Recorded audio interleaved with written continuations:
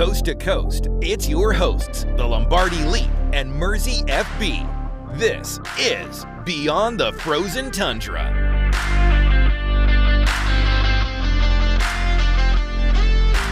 Hello, everybody. Welcome to the show. I'm your host, the Lombardi Leap, here with Mersey FB. Let's talk Packers football. Purple People Eaters coming to town? Purple Demons, I think that's what they're called. Yeah, Purple People Eaters coming to town, coming to Lambeau. This is our first NFC North matchup since week 1. That's crazy to me. We've got a gauntlet of the NFC North here. It's Vikings, short week, Detroit, mini bye, Chicago. But this is the team that I'm the least afraid to play in the NFC North, which is which is weird to say. It's a good starter team. I mean, Brian Flores in that defense is really, really good. Well, their defensive line is really, really good. I'll start with that there. I feel like their defense is now kind of how ours was last year. Like, it's relying very much on Brian Flores' creativity. Yeah, because they have a lot of like aging veterans on there, don't they? Their defensive line is pretty much made of aging veterans, with the exception of Dallas Turner. And he hasn't really popped off yet the screen how you would have hoped for when they traded up to get him. I mean, Javon Hargrave, Jonathan Allen, Jonathan Grenard's getting up there too, and Eric Wilson, fan favorite Packer. Yeah, Andrew Van Ginkel too. Can't forget about him. Andrew Van Ginkel. Yeah, and I mean, this really is a tale of two teams. I mean, Packers we're 6-3-1, second in the NFC North right now. With, again, weird to say this, the Bears technically leading. Yeah, it's At awful. 1 and 2 in the NFC North, mind you, but they are leading the division. And then the Vikings, by contrast, 4th in the NFC North, 4-6 here. They're scoring about 21, 22 points a game, and they're giving up around 23 to 24 points per game defensively. Okay. Yeah. I mean, obviously, they have Justin Jefferson. They traded for former 49ers running back Jordan Mason in the offseason. They have Aaron Jones.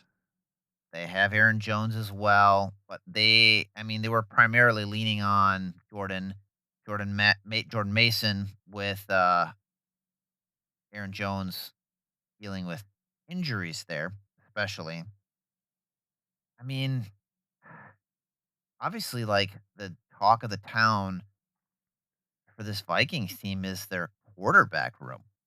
They live and die with 9 at quarterback. So funny to me. Dude,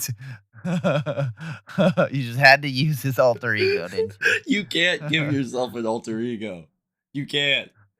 No. Like, imagine Jordan Love being like, yeah, 10 comes out on game day. Like, I would make fun of him for that. Like, I'm sorry. What he was thinking. There's no good way to say it. I don't know. I mean, speaking of JJ McCarthy, he only has 6 touchdowns, and he's throwing 8 interceptions. He has been hurt. He has, allegedly. Yeah, he was hurt for a period of time, softly benched. Carson Wentz then broke his shoulder, and now he's back playing. Yeah, he's not playing very well. Like, so bad that this is technically his rookie season too, to be fair. It is technically his rookie season, but Vikings legend Chris Carter commented on a video of a clip of JJ McCarthy and asked if they watched JJ McCarthy play the other 58 minutes with a thumbs down emoji. And then the quarterback coach for the Minnesota Vikings, who is Josh McCown, former NFL QB, called him a clown. I don't know if it was I don't think it was Josh McCown. I think it was the assistant. Oh, okay. I think it was. But still, like, Vikings. I'm pretty sure it's the Vikings assistant quarterback coach calling NFL Hall of Fame and Vikings legend Chris Carter a clown is absolute. Because I saw the Chris Carter quote tweet. He quote tweeted Emmanuel Acco, and then it all kind of Yep. spiraled. Like, wow, there's some rough times going on in Minnesota. And that does raise the question too. Like everybody wants to talk about Kevin O'Connell Yes. as a top NFL coach. Like he won coach of the year last year, right? I mean, they were 14-3. But Yeah. they were kind of a fake team. Who did they have the year Kirk tore his Achilles and had to play in his place? Was that Nick Mullins? That stepped Yeah, it in might have for been him? like Nick Mullins Okay. and I thought it was someone Kellen else. Mond and stuff. Yeah. The thing that Kevin O'Connell is very good at is reviving quarterbacks. Because he I'm did gonna misfit toys. he did it with Oh my god. Oh, you took me right there. Okay. He did it with Darnold. Who else was there for a bit and then has kind of burst onto the scene again? Was it Mac Jones? Danny Dimes, Daniel Jones. It wasn't Mac Jones, it's Daniel Jones. So like he did it with Daniel Jones. He did it with Sam Darnold. Like he has reclaimed quarterbacks. So And now neither of them are playing for the Vikings. And they're yeah, having really good years with their respective alternative teams. Darnold with the Seahawks and and Jones with the Colts. Danny Dimes. Or I should say he's no longer Danny Dimes. He is called Indiana Jones now. I mean, it's kind of crazy. They got rid of both those quarterbacks, and now their offense is actually ranked 25th overall, Mm-hmm. 28th. Sorry, it's literally one of the bottom offenses in the league, and they have Justin Jefferson. And this is I think where we capitalize in this game is we have to make JJ McCarthy have turnovers. Like we have to force those turnovers, which will come when he gets under pressure, and actually like catch them. Yeah, I mean, JJ's a runner, like he is. He's very much a runner. He is. You see it. You see him. He's very quick to take off. He is one of those quarterbacks where you kind of have to. You force him to play quarterback, you're going to win the game. Yeah. Like realistically, like that's what you need to do is you need to force him to play quarterback. I mean, he's barely completing 53% of his passes, and that's with Jordan Addison, Justin Jefferson, TJ Hawkinson. Mm-hmm. Like those are some, I mean, pretty good good weapons wide receiver there. And Jordan Addison is hardly getting targeted as well, which is crazy considering he primarily plays out of the slot, right? He's slot boundary guy, yeah. And normally if you're trying to complete some of those short passes, Jordan Addison's your kind of your guy there too. And I mean, TJ Hawkinson's coming back from injury last year, Yeah. hasn't looked quite the same, but he's still a solid tight end. Mm-hmm. There's just a lot of limited experience there that JJ has, considering like he did miss all of last year. This is effectively his rookie year. His offensive line's been okay. Like it's definitely been a decent offensive line. I wouldn't say it's great, Well, it's been hurt. They lost the center that they signed to replace Garrett Bradbury. Fries went down for a bit. Darisaw's been off and on dealing with things. So there's big injuries for each team heading into this game. The Packers injury report is like 18 people long. Like I'm kind of like whatever with it, just because of the fact that it was MetLife, and True. MetLife is just a horrible place. Yeah, but so Quay, Carl Brooks, Nate Hobbs, Josh Jacobs did not participate, and that was Nate Hobbs expected. makes sense. Those were all pretty much expected. Carl Brooks, however, was a new injury. He popped up with an ankle, did not participate.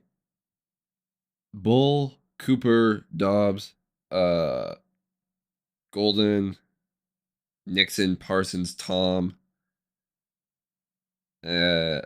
all are on here as well. Bullard's a new injury with an ankle as well. Cooper's got dealing with a foot issue. Dobbs hurt his wrist apparently. Can catch. Golden's got a wrist injury as well, plus on top of his shoulder. Nixon is sick, apparently. He's dealing with an illness. Parsons popped up with a pectoral injury, limited in practice today. Back injury for Zach Tom. LVN participated with his foot. Watson and Wicks are still listed on the injury report, but that shouldn't be an issue heading into the game. And Savion was a DNP as well with the foot injury that he showed up in a boot for to MetLife. Yeah. But good news, McManus, right quad injury, full participant. Jordan Love, left shoulder, full participant. I'll believe he's a full participant when he doesn't miss a kick, okay? Because, like, last time he was a full participant, and look how that... I just don't think he wanted a kick in MetLife. Fair. Which is reasonable. It's reasonable. Like, that is completely reasonable. So, Jordan Love and McManus, two of the Packers' most important players, are healthy. Pretty much every other important player is on this injury report. Yeah. And then, again, it's coming off of MetLife, and I feel like this year, it seems like they're listing every minor nick thing. and scratch. Yeah, I felt like they've done that for a while. But Darisaw, Will Fries, Grenard, Aaron Jones, and Ryan Kelly are all on the Vikings injury report. The only two who did not participate were Grenard and Will Fries, with a shoulder injury and knee injury, respectively. Be interesting to see how that trends throughout the rest of the week for them. Yeah. Well, Ryan Kelly's coming off of coming off of IR with a concussion, so you don't know how much he's going to be able to go for. Yeah, that is. It's always scary when the player goes on IR for a concussion. Mm-hmm. Yeah, absolutely. I mean, Josh Jacobs, do you think he plays? He will be a game time decision of all game time decisions. And if he does, I think Emmanuel Wilson ends up getting like 20 carries. Oh, 100%. Like, you can survive with Wilson and Brooks. And who would be the practice squad call-up? Pierre Strong? Probably Pierre Strong. Yeah, you can survive with that for sure. The game plan would be a little bit better if you are primarily using Emmanuel Wilson over Josh Jacobs. That's just my opinion. Not saying Josh Jacobs is bad. I'm just saying Matt LaFleur just seems to call a little bit better game when he's not relying on Josh Jacobs as much. Yeah. Starting drama, as always. Got to do what I got to do. I mean, key matchups here. I think that's kind of the big thing, especially. What are you kind of looking at here? In terms of, I think we got to stop their pass rush for sure. And their blitzing, because Flores does that a lot. He loves his blitzes. He sends, typically when he blitzes too, I think what Jordan Love is going to have to do, and I think he is really good at that, is he blitzes the second level. He overloads a lot. Yes, true. That's what he does. That's what I meant to say, sorry. He overloads the line, for sure. And he'll overload one side over the other. And obviously, Zach Tom is injured, and Rasheed Walker just doesn't handle speed rushers that well. That's putting it gently. Yeah, that's me being nice. It's not been great, but sure. Horribly. He handles it horribly. And so, Jordan Love is really going to have to recognize that quick starting out and just get rid of the ball. Another thing, too, is I know that the Vikings defense, they dare you to run. And yeah, the reason is they dare you to run is because realistically, who's their only good cornerback? Their offense has been so good. That, yeah. But who's their they only really have one good cornerback. Isaiah Rodgers, 1 week of the year, or Sean Murphy Bunting, sorry. No wait, Byron Murphy. They had S&B for a year. Byron Murphy. Yeah, normally it's been Byron Murphy, but he's kind of You still have to be aware of like Harrison Smith and Josh Metellus, though. yes, you do. But Isaiah Rogers has come in, played nicely, you know. But overall, like there's their secondary is definitely not as good as people think it is. And the reason is it looks better is because of how like wildly aggressive that defensive line plays, and it can force the quarterback to really kind of make mistakes. But it just hasn't been enough this year, given the fact that their offense just is not keeping the ball and scoring points. No, I totally agree. I totally agree with you. So yeah, I mean, definitely our offensive line versus that defensive line, and I think in the past it's taken a little bit for the Packers to kind of get used to it, and I'm hoping that's not the case. Like last year, like we should have beat them twice.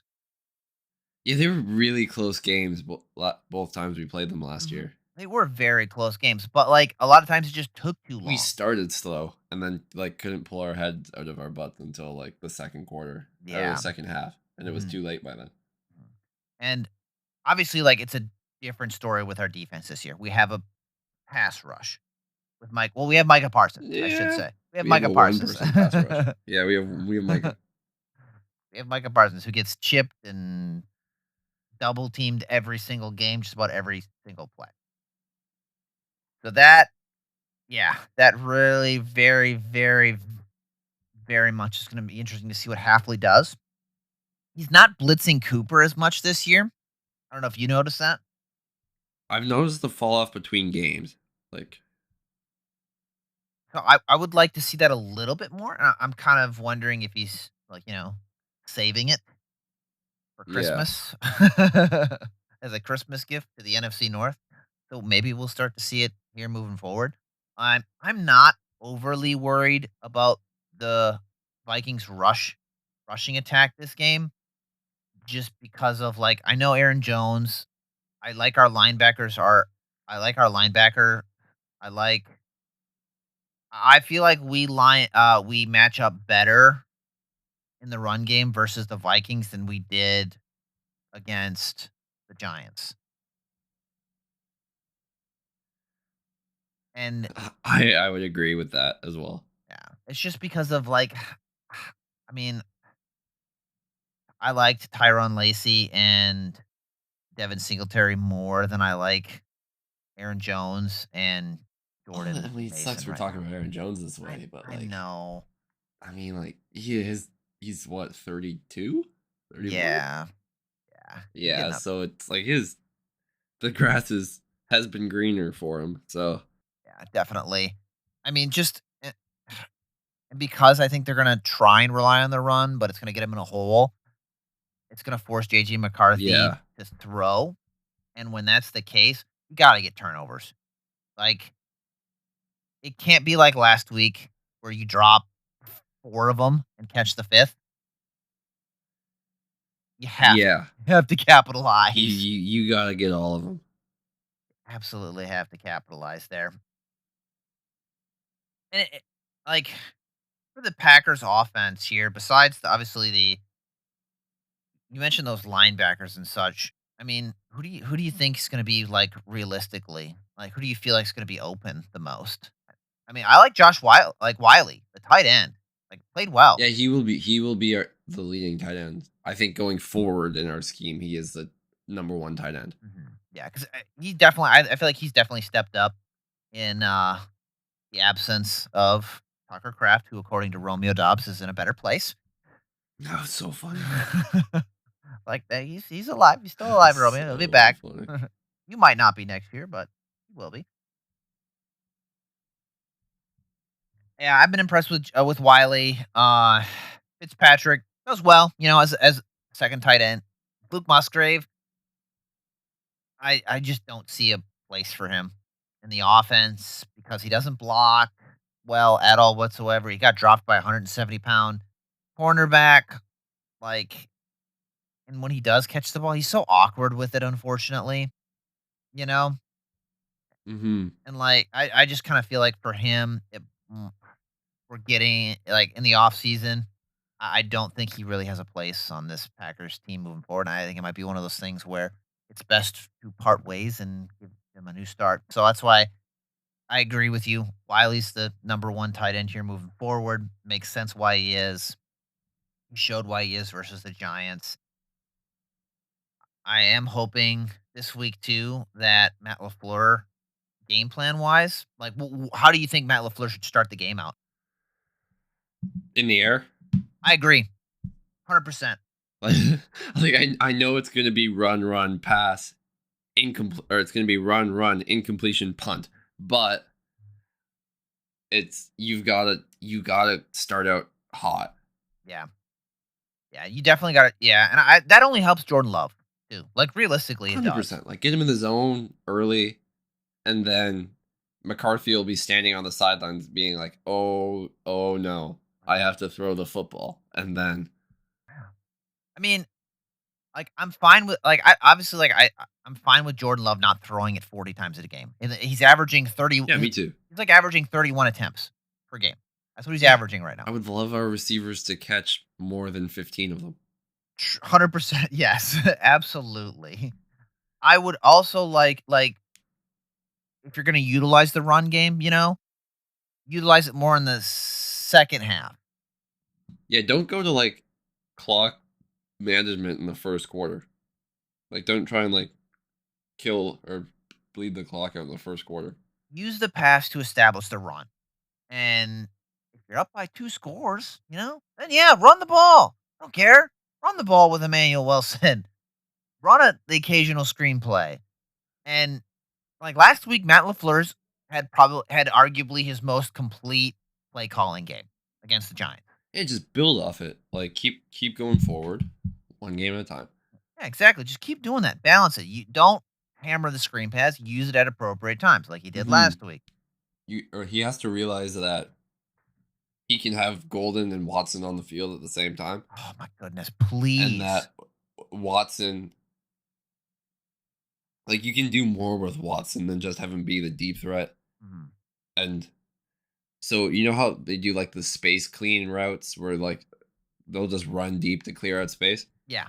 I've heard a new term for this that I love, called the I love football route. Thank you, Brooks Austin. We need Golden sometimes does the same thing, and you need him to stop doing that. Yeah. Like, it is important at times with certain concepts, but if Golden's only ever catching screen passes and running I love football routes, you're not utilizing him the best. No, absolutely not. And again, with I know I'm labeled a Romeo Dobbs hater. Like I know that. I understand that. I get it. I might as well embrace it. But there's no reason why Romeo Dobbs should be out there on like 3rd and long, especially. It should be Matthew Golden. Like it should be Matthew Golden and Christian Watson. If you want Romeo Dobbs to be the wide receiver 3, that's fine. But I don't even think that's the case. Like if you're running a 3 wide receiver set, it should be Dobbs shouldn't be on the field. Dobbs should not be on the field. It should be Wicks, Golden, and Watson. Like that should be it on 3rd and long. That's how you should run it. If you're in the end zone, okay, fine. Like I'm fine with Romeo Dobbs being a red zone target because like he's good. He's a good red zone target. I'll give him that. But not having Christian Watson and Matthew Golden on the field at the same time is absolutely criminal, especially against these cornerbacks in the Vikings secondary. It's like, what are you going to do? Like, Isaiah Rodgers isn't young. Fabian Monroe is their other corner. He's not young. I mean, Byron Murphy's like, you know what he is by now. Yeah, you know what Byron Murphy is, and he's having a bit of a down year. So, like, get your fastest and best wide receivers out there, and just, especially like Christian Watson, just let him body these guys. Their nickel is Theo Jackson. I've never heard of him before. I He don't got know. drafted in 2022 out of Tennessee, and he's 27. So he was drafted at 23 years old. I have no clue who that is. Yeah, never heard of that Yeah. man before in my entire Yeah. life. No, I know. I just know they have Isaiah Rodgers, is Fabian Monroe out or what? Moreau. Fabian Monroe? Baby Moreau is playing. He's 31. Yeah. Yeah, exactly. So they are depleted in that secondary.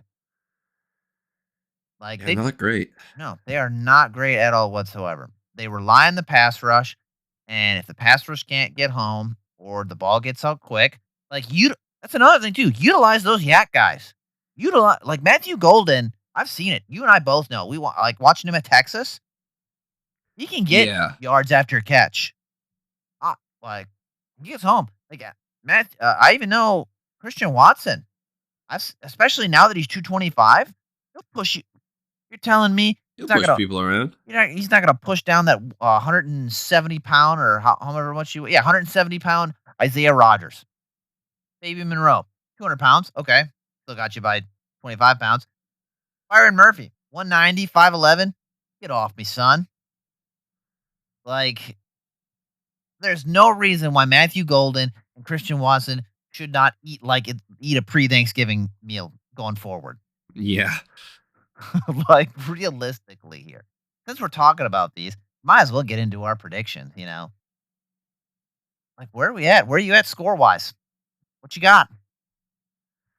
So score-wise, I went a little higher than you on both sides, but I think we still win. I say we win 31-21. 31-21. I do like the fact that we score more than 27 points, but I just couldn't bring myself to put us over 27 points. Mm. Because it just feels like that's the lucky number this year is lucky number 27. And I think they'll get one touchdown, Okay. and I think they'll end up settling for field goals. Like, that's just kind of what I kind of feel like it's going to happen with them. Yeah. And I think the one touchdown really isn't going to happen until the fourth quarter for JJ. That just seems like to be the only time he can actually score a touchdown is in the fourth quarter, which you got to keep an eye Garbage on. time? Yeah, keep an eye on though, because sometimes JJ McCarthy's like, I'm going to actually play real football now, and he decides to complete 6 passes in the fourth quarter for 2 touchdowns. But by then it's too late.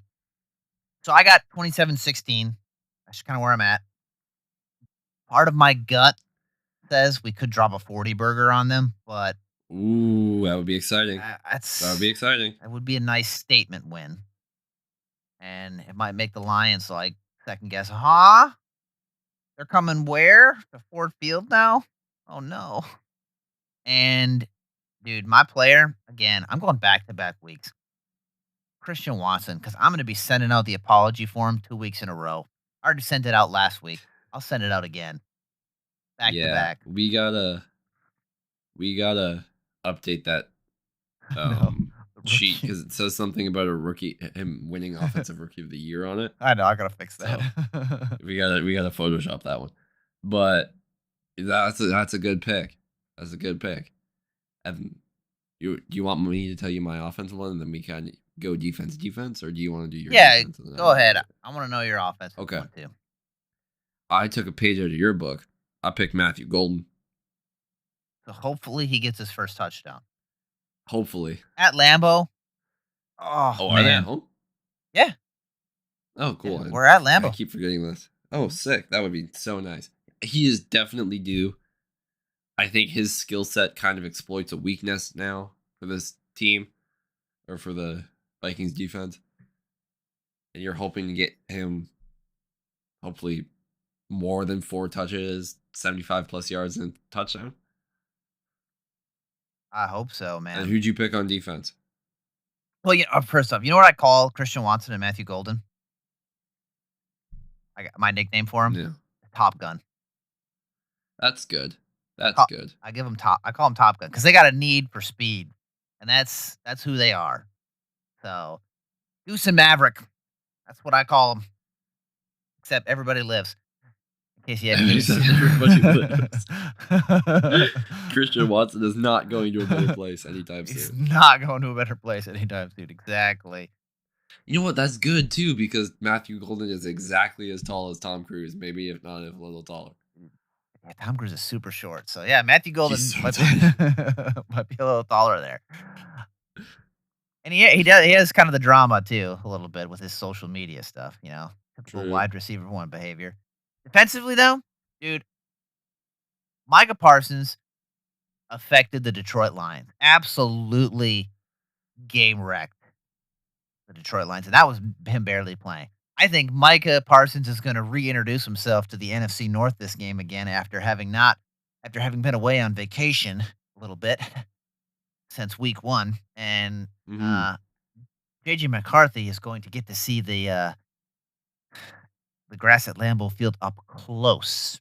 I think this game, and I'm going to say Micah Parsons has a double sack game. That would be good. Currently, we don't have anyone in the top 5 with sacks when we used to have 2 people in the top 5 with sacks. And so we've also played some more running quarterbacks. So, but I think Micah Parsons, 2 sacks. And to be honest, rookie quarterback tends to get a little loose with the ball. Micah Parsons coming in might just be more than 2 sacks. Could be a forced fumble in there too, like he did last week. That would be exciting. He forced a fumble last week, right? Yeah, that was a fumble. I thought so. I thought it was a fumble. Yeah, that's my defensive player. Who you got? My defensive player? I picked Devontae Wyatt. I think we will be able to get some good interior pressure, especially with their returning center, or the center coming back from concussion, and their guard, who's being kind of up in the air, or whoever's playing guard for them being kind of up in the air. A weaker interior. Nice. Definitely a weaker interior. And if they're dedicating a double team to Micah Parsons, Devontae Wyatt will come free pretty often. Yeah. I'm hoping the injuries kind of get behind him, because I feel like every year so far, it's the reoccurring theme is he starts off hair on fire, absolutely dominating, and then an injury happens, and then it seems like he's not ever quite the same after that. True. Like it happened last year, and I feel like it's happened a little bit this year. I'm still not like putting a cap on it yet. So, and like I know he had that knee injury, and it can be a little bit nagging. But I hope that this is the year where he keeps building on that momentum, because he started off very well. I do like Devontae Wyatt, especially. Georgia gonna be biased. So I hope he gets home. What do you think he's gonna get? You think he get a sack, forced fumble, PD? I like kind of cheaping out and going tackles for loss. I don't know. That's good. I like that. I do like that. I think he goes 2 tackles for loss and like a half sack. I'll set the over under of like a half sack. Hopefully he gets more than a half sack, but I'm gonna say a half sack. Half sack. He'll help Micah Parsons wrap up on one. Yeah. Well, I mean, key factors here. The offensive line and Jordan Love just kind of really picking up that blitz there. And then I think defensively, gotta get those turnovers. Gotta make JJ McCarthy turn the ball over, and you actually have to catch them, please. And then wide receivers catch the balls too. Of course. I would also say that Matt LaFleur, again, keep calling the games. Well, build on last week's. Like I think if you do that, there is sky's the limit for this team. I would agree. Well, I mean, JJ McCarthy versus Jordan Love. Vikings coming into Lambeau to start the NFC gauntlet here. There is really no better way to start the vacation week here in the United States as we kind of enter Thanksgiving. It's gonna be a good battle there. Vikings at Packers. Until next time.